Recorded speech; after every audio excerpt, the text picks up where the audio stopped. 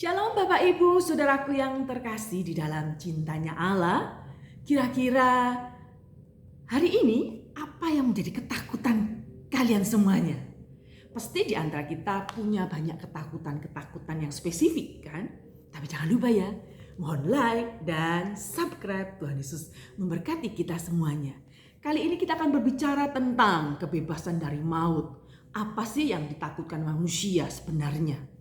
Setiap orang pasti memiliki ketakutan tertentu di dalam menjalani kehidupan. Mereka yang cenderung penakut, ya Bapak Ibu Saudaraku, akan menghindari berbagai bahaya dan resiko tentunya. Mereka yang menderita fobia memiliki ketakutan hal tertentu yang spesifik dan kadang sukar untuk dijelaskan Bapak Ibu. Bahkan para pemberani pun pernah dihinggapi ketakutan. Ayo, siapa di antara kalian yang tidak pernah takut dalam hidupnya? Saya ini punya ketakutan yang agak unik. Ya, fobia saya itu tentang binatang ya Bapak Ibu Saudaraku. Tiba-tiba kok di rumah ada tikus gitu ya. Saya takut banget gitu ya. Saya takut nanti tiba-tiba kalau ada anjing gitu ya mendekat itu saya takut gitu. Tapi saya merasa tidak aman gitu ya kalau ada binatang yang dekat-dekat saya itu saya takut gitu loh. Entah mengapa kadang-kadang binatang itu tidak mengganggu saya mungkin. Tapi saya punya ketakutan. Manusia mempunyai ketakutannya dengan berbagai hal tentunya. Bapak Ibu Saudaraku, apapun ketakutanmu, hari ini kita akan bahas tentang itu ya. Fokus tentang firman Tuhan, tinggalkan aktivitasmu sejenak. Mari kita mendengar firman Tuhan ya. Bahkan para pemberani pun pernah dihinggapi ketakutan. Tidak jarang semua orang yang pemberani kadang-kadang pura-pura berani, padahal di dalam hatinya itu menutupi ketakutannya. Justru strategi untuk menutupi atau mengalahkan ketakutan mereka dengan cara bagaimana? Pura-pura berani, Bapak Ibu Saudaraku. Ada orang yang takutnya setengah mati dengan setan, Bapak Ibu Saudaraku. Apalagi suka nonton film horor, terus di rumah tidur sendiri, punya ketakutan sendiri. Ya salah sendiri kok nonton film horor. Film horor boleh ditonton asal Anda punya mental yang kuat. Ya, tapi kalau Anda tidak punya mental yang kuat, mungkin Anda ini seorang penakut yang gak usah ditonton. Tontonlah film-film yang berguna. Karena kan kita nonton itu kan sebagai hiburan. Ya tontonlah hiburan yang bermanfaat, yang bagi kita menambah wawasan. Gitu ya Bapak Ibu Saudaraku. Setiap kita sebenarnya boleh menonton, tapi batasan untuk menonton saya rasa Anda dan saya tahu batasan itu.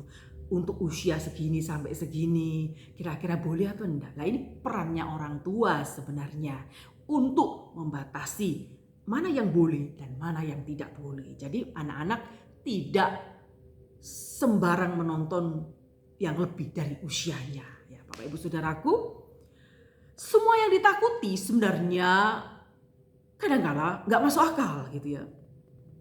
Atau mungkin yang kita takuti kadang-kadang nggak menjadi kenyataan sebenarnya. Banyak orang dikuasai oleh ketakutan yang disebabkan oleh pikirannya sendiri. Aduh aku takut nanti, jangan-jangan nanti aku nggak lulus. Aduh aku takut jangan-jangan nanti suamiku di luar sana selingkuh. Jadi cemburu buta terus. Suaminya sampai bingung ya bekerjanya Bapak Ibu Saudaraku. Walaupun demikian ada satu hal yang seharusnya ditaati oleh semua orang. Ada satu hal yang kadang-kala kita harus percaya gitu loh. Hanya Yesus harapan kita. Ya Bapak Ibu Saudaraku, ada satu hal juga yang seharusnya ditakuti oleh manusia, yaitu kematian. Ada orang bilang begini, aku takut Kak kalau nggak punya uang. Aku takut ditinggal pacar, aku takut ditinggal istri, ditinggal suami, ditinggal anak dan sebagainya. Sebenarnya kalau saya mau jujur, ketakutan yang sangat mendasar yang ada di setiap manusia adalah ketakutan tentang kematian. Nah, mengapa orang kok takut kematian? Ya, Alkitab menampilkan kematian dalam dua sisi, yaitu kematian rohani, keterpisahan manusia dengan Allah, itu kematian secara rohani. Dan jasmani itu keterpisahan jiwa atau roh dari tubuh kita. Nah, Bapak Ibu Saudaraku, kematian merupakan suatu kekuatan yang tidak terhindarkan. Orang miskin, orang kaya, pejabat, rakyat biasa juga tidak bisa terhindar dari yang namanya kematian, ya. Jadi jangan berpikir aku masih muda kok, jadi hidup berfoya-foya, kematian masih jauh dariku. Ada banyak orang masih muda sudah meninggal. Jadi kematian tidak mengenal batas usia. Kadang-kadang orang tua melihat anaknya meninggal lebih dahulu, sangat memprihatinkan, hatinya sangat terpukul. Ketakutan manusia yang terdalam adalah tentang kematian, ya Bapak Ibu Saudaraku.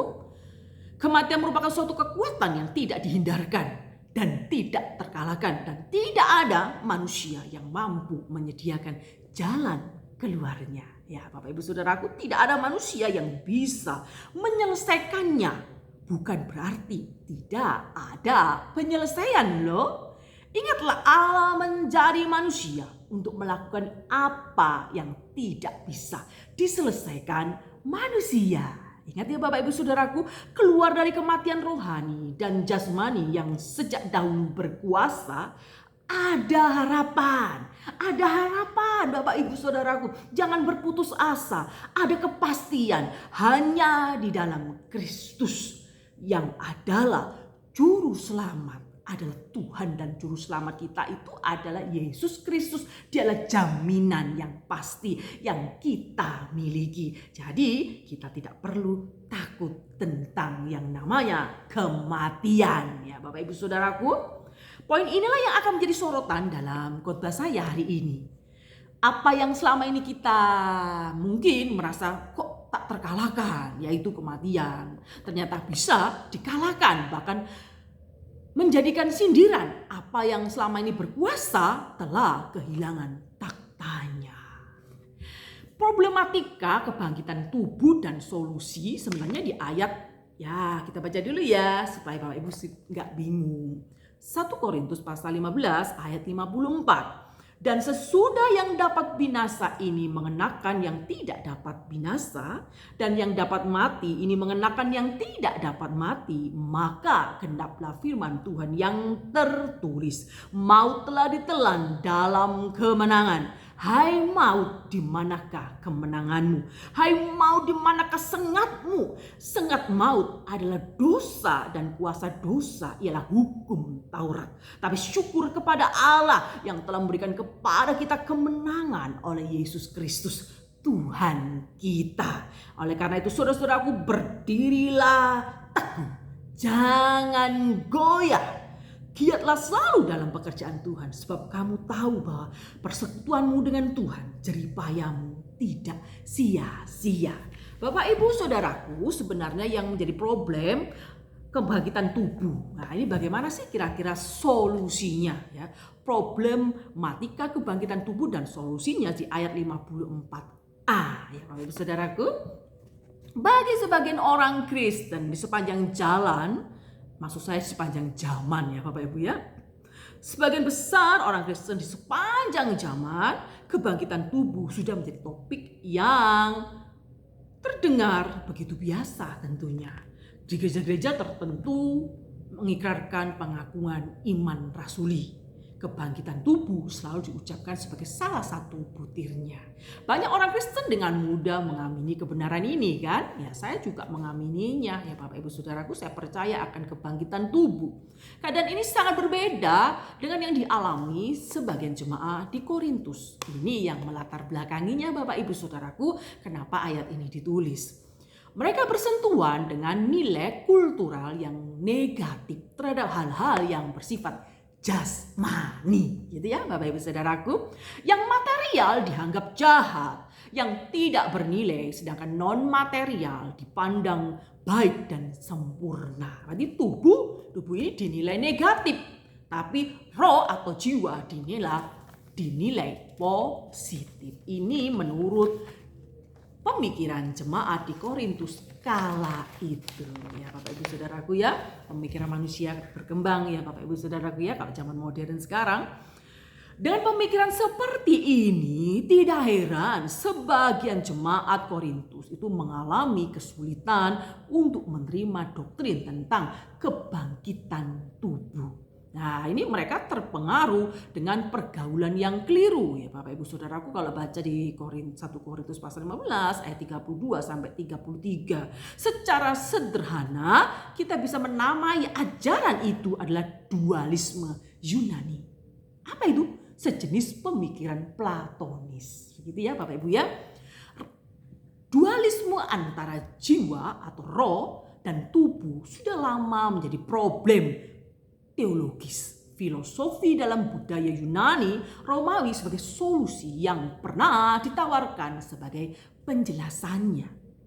Ada yang meyakini ya Bapak Ibu Saudaraku ya, bahwa kematian jasmani itu adalah akhir dari segala-galanya.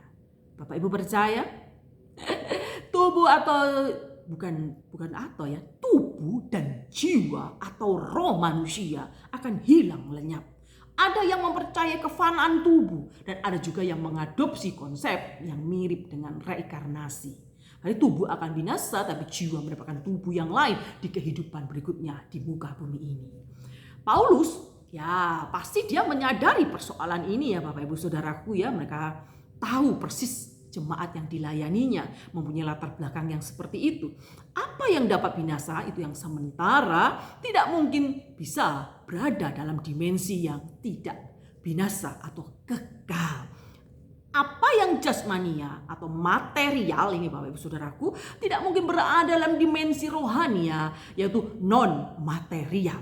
Jika demikian, apakah benar-benar ada jalan keluar untuk hal ini? Ya, Bapak Ibu, Paulus menawarkan sebuah solusi yang sangat masuk akal sebenarnya, yaitu kebangkitan tubuh. Tubuh dan jiwa atau roh sama-sama kekal.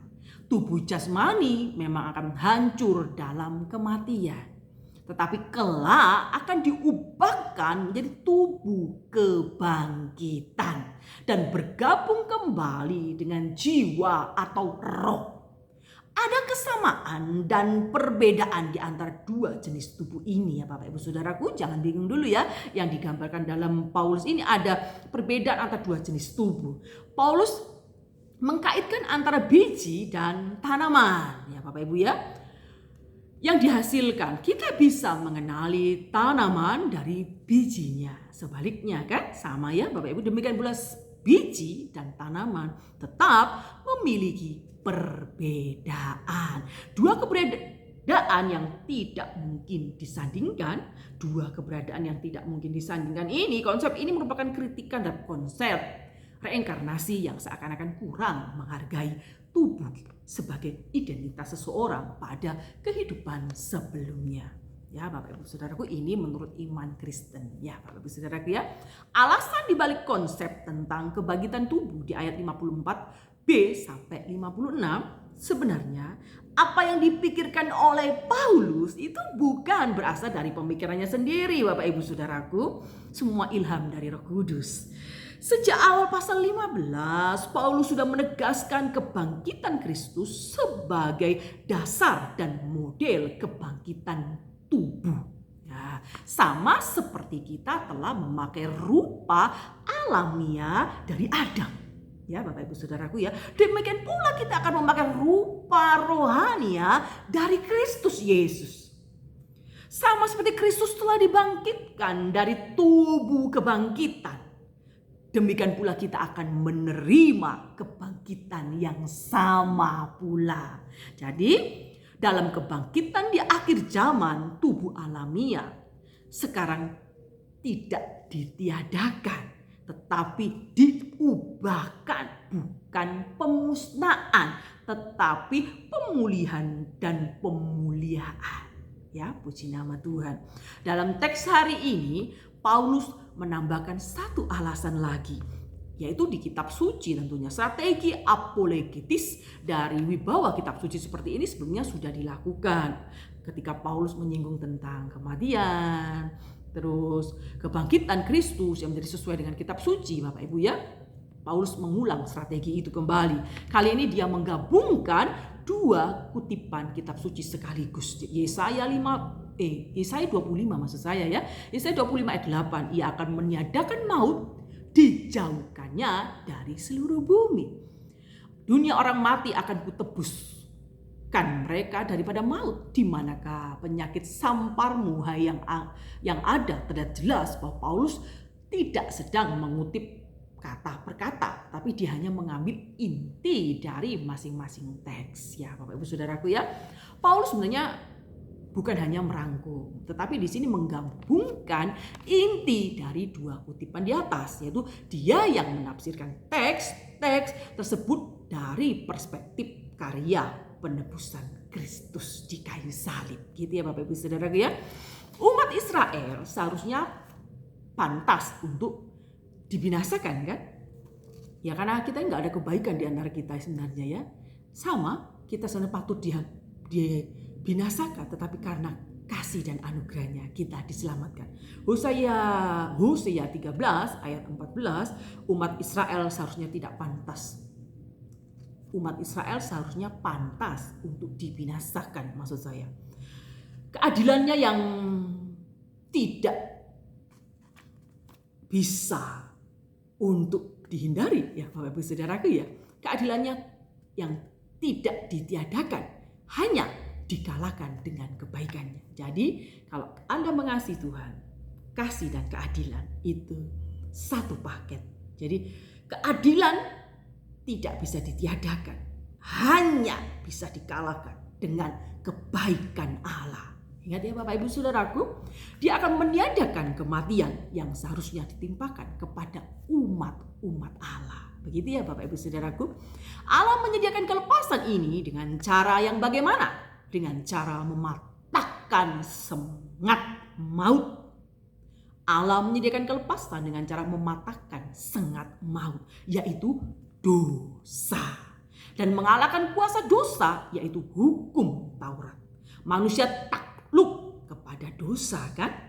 Natur yang berdosa dan godaan yang hebat di dunia ini membuat manusia menjadi tawanan dosa. Kita tidak bisa berbuat dosa. Hukum Taurat diberikan untuk semakin menunjukkan keberdosaan manusia kan? Kita menyadari loh betapa banyaknya perintah Tuhan yang tidak kita lakukan dan larangannya justru kita lakukan. Jangan berzina, justru kita berzina.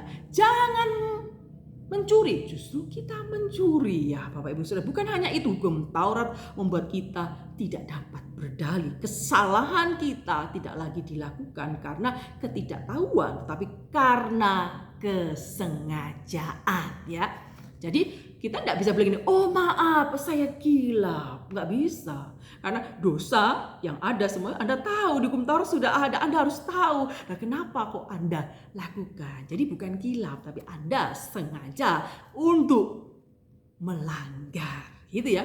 Persoalan manusia sebenarnya sedang diungkapkan bukan tidak tahu, tetapi tidak mau tahu. Itu persoalan manusia itu tidak mau tahu.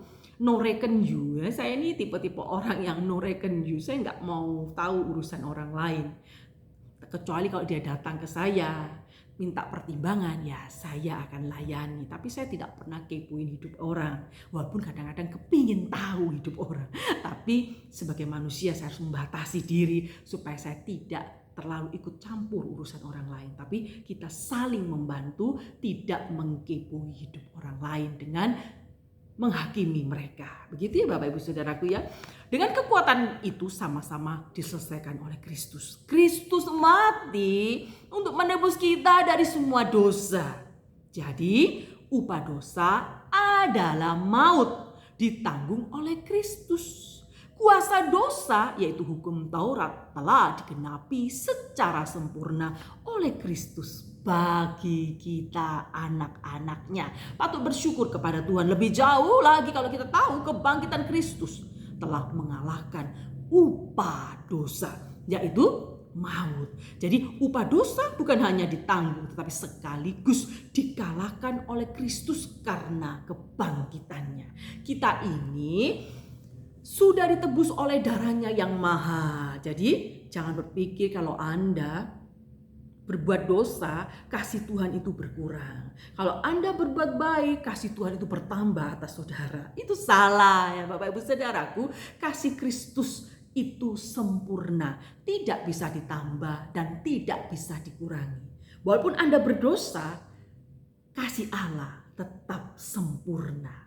Jadi kalau Anda berbuat baik itu karena perwujudan kasih kita kepada Tuhan. Ucapan terima kasih yang terbesar karena Tuhan telah menyelamatkan kita.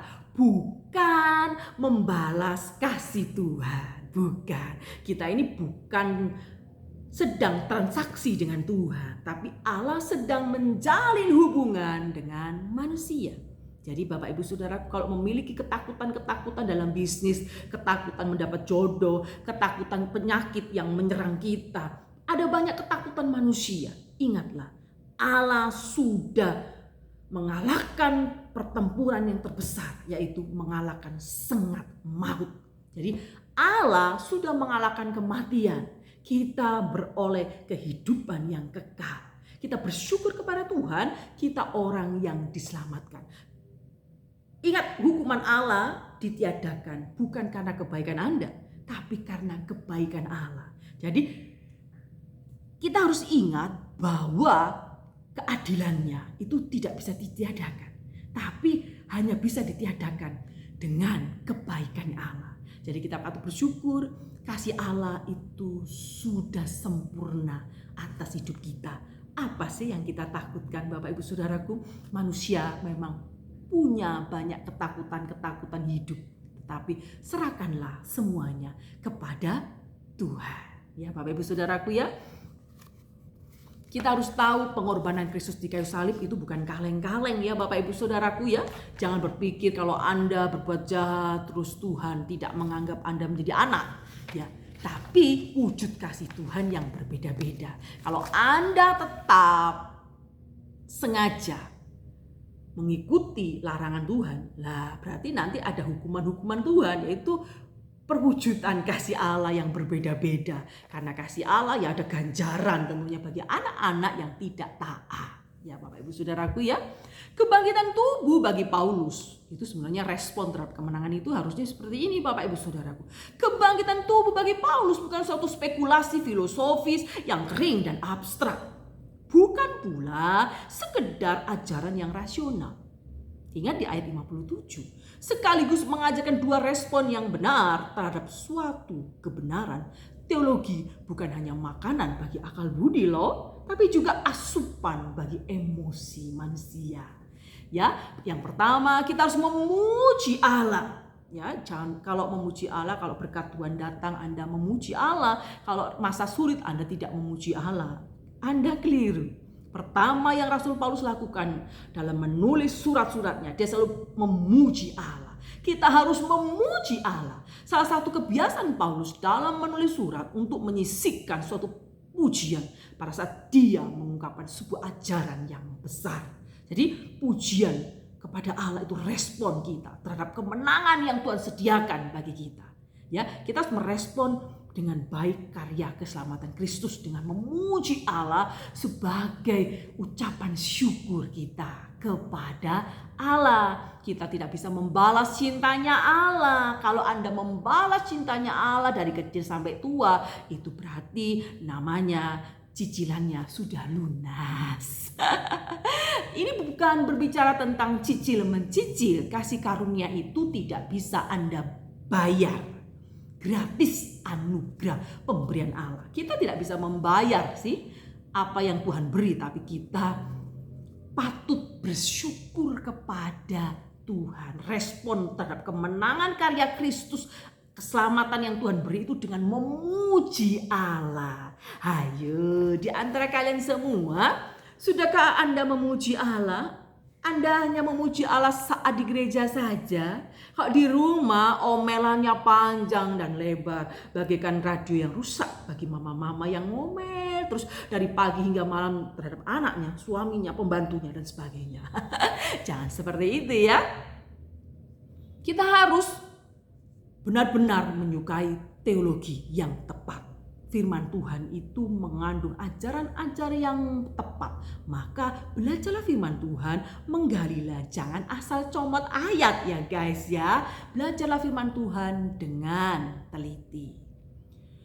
Pasti akan menjadi pemuji Allah yang bersemangat saat Anda mengetahui Allah punya rancangan yang indah buat kita. Walaupun kita dalam penderitaan, Allah sedang merancangkan sesuatu yang indah. Walaupun kelihatannya secara fisik semua yang terjadi itu membuat kita takut menjalani masa depan, takut menjalani kehidupan. Ditinggal orang tua, meninggal saat Anda masih terlalu muda. Dulu waktu saya ditinggal mama saya, waktu saya lulus baru 1 tahun kuliah, mama saya meninggal. Saya mengalami ketakutan sebenarnya. Saya anak terakhir. Kakak-kakak saya sudah punya rumah sendiri-sendiri, saya sendirian di rumah, bawa keponakan saya 2 laki-laki. Bapak Ibu Saudaraku, ada banyak ketakutan. Saya tidak bisa masak Bapak Ibu. Saya tidak tahu caranya untuk menanak nasi, saya juga tidak tahu. Yang tahu saya adalah belajar dan melayani Tuhan. Itu saja. Tetapi urusan dapur, urusan cuci mencuci, saya nggak tahu. Kadang-kadang tetangga saya datang, dia ngajari saya buat pepes. Gini loh caranya, bungkusnya gini. Saya punya pacar, juga diajarkan saya, ini loh caranya masak seperti ini. Diajarkan ini dan itu. Ada banyak hal yang membuat saya takut saat itu. Tapi saya punya Yesus. Di tengah penderitaan yang saya alami, hari-hari ini masa-masa sulit yang saya alami, saya punya Yesus. Yesus sudah mengalahkan kuasa dosa. Sebenarnya apa yang ditakutkan? Kita punya Yesus.